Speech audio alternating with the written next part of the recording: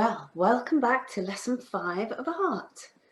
As we said last time, we are focusing on painting and drawing. First of all, I have to tell you that you are awesome.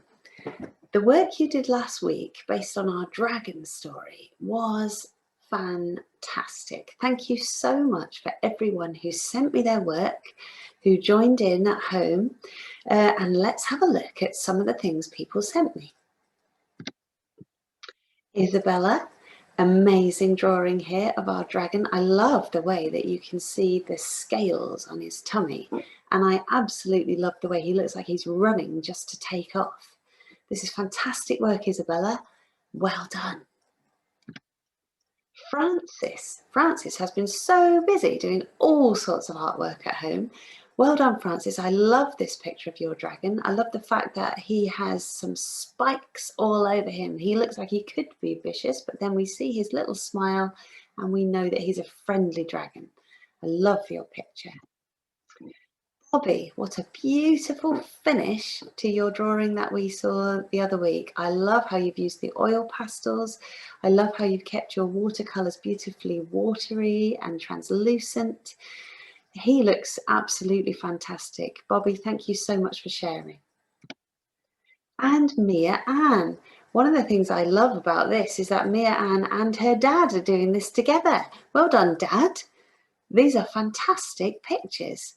Oh, Mia, I love the way it looks like your dragon is running along and enjoying himself. In fact, it looks like there's birds in the sky. Perhaps he's flying with a small house underneath. So, well done, everybody, for your beautiful artwork. And today we're going to do some more. So, these are the materials that we're going to need today. We are going to need some paper. If you can, A3 paper would be the best, and the heavier the paper, the better. So if it's cartridge paper, that's fabulous, or even watercolor paper today, but that's harder to get hold of. So the thickest paper you have will be fantastic, and the biggest paper you have. We also need our watercolor palette, so any paint palette that you have like that, or if you're using ready mix paint in a bottle, you might need to water it down quite a lot today. We need a water pot, we need a brush. Today it would be really helpful if you had a thickish brush, as in a flat thick brush, and a pointy brush. And water is definitely going to be a key today. You might need a bit of kitchen roll or paper, tissue paper as well. And maybe as a last thing, when your picture is dry, we might use a pen at the very end, a fine black pen, but that is not important. Okay, first of all, let's hear a story. Hi Year 1, I've got a story for you today because I thought we did so well drawing our dragons from our story last time that I thought I'd read you another story that we can use in our art. And not only that, it's one of my favourite stories. So this is the story Giraffes Can't Dance by Giles and Andre. Gerald was a tall giraffe whose neck was long and slim, but his knees were awfully bandy and his legs were rather thin. He was very good at standing still and munching shoots off trees, but when he tried to run around, he buckled at the knees. Poor Gerald. Now, every year in Africa, they hold the jungle dance, where every single animal turns up to skip and prance. Here's the jungle dance. And this year, when the day arrived, poor Gerald felt so sad, because when it came to dancing, he was really, really bad.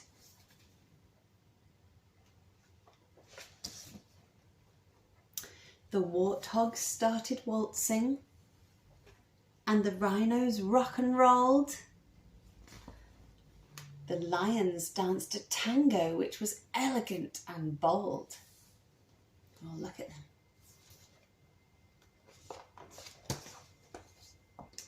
The chimps did a cha-cha-cha with a very Latin feel, and 8 baboons then teamed up for a splendid Scottish reel.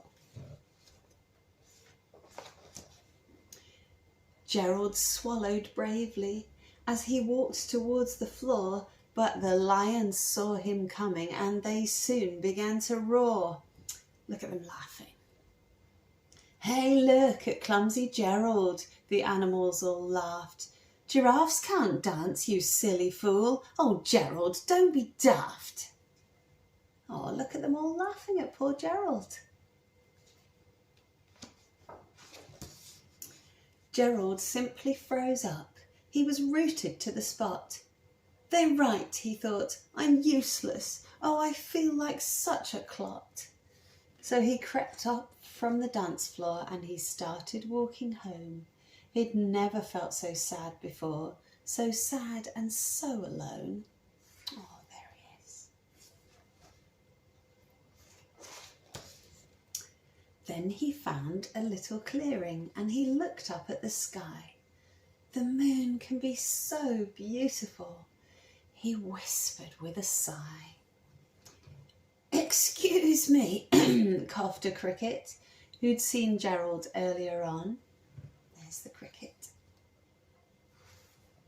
But sometimes when you're different, you just need a different song. Listen to the swaying grass and listen to the trees. To me, the sweetest music is those branches in the breeze. So imagine that that lovely moon is playing just for you. Everything makes music if you really want it to. And with that, the cricket smiled and picked up his violin. And then Gerald felt his body do the most amazing thing.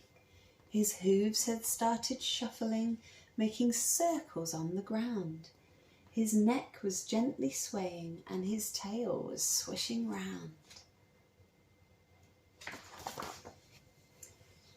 He threw his arms out sideways and he swung them everywhere.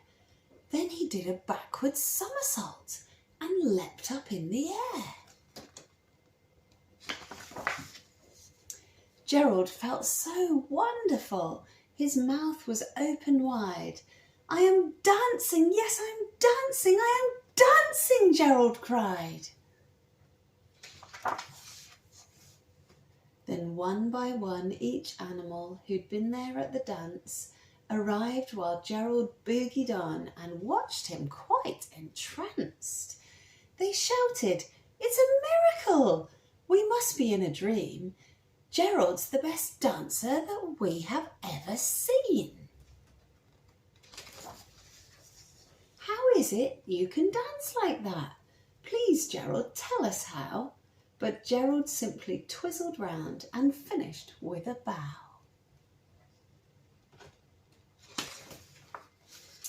Then he raised his head and looked up at the moon and stars above. We can all dance, he said, when we find the music that we love. Well, I love that story because I love the fact that Gerald could dance. He just couldn't dance like the other animals. I think when they said, oh, how can you dance like that? If he'd tried to be like them, I don't think he would have done a good job. But because he was being himself, it came out fantastically. And one reason I love this story is because that's the same for us. If we just want to be ourselves, we can be the best that we can be, and we can be amazing.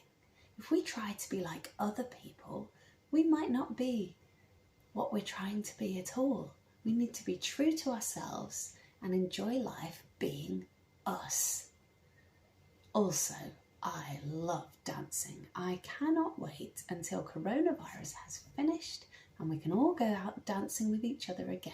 Won't that be wonderful? So what a lovely story. Now we're going to use this story in our artwork because we're going to draw Gerald. And then we're going to have a go at painting him.